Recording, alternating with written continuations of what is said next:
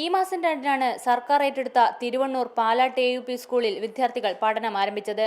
എന്നാൽ സർക്കാർ നിർദ്ദേശം അംഗീകരിക്കാതെ മാനേജർ കോടതിയെ സമീപിച്ചിരുന്നു. മാനേജർ നൽകിയ ഹർജിയിലാണ് സ്കൂളിലേക്ക് വിദ്യാർത്ഥികളും അധ്യാപകരും പ്രവേശിക്കരുതെന്ന് ഹൈക്കോടതി ഇടക്കാല ഉത്തരവിറക്കിയത്. ഇതേ തുടർന്ന് സ്കൂൾ സമരസമിതിയും വിദ്യാർത്ഥികളും രക്ഷിതാക്കളും പ്രതിഷേധവുമായി രംഗത്തെത്തി.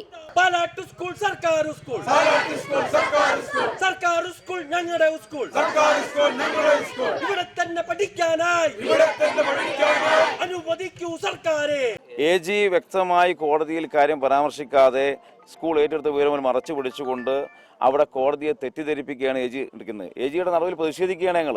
കാരണം കോടതിയിൽ AG ആണ് കൃത്യമായി വിവരങ്ങൾ ബോധ്യപ്പെടുത്തേണ്ടത്.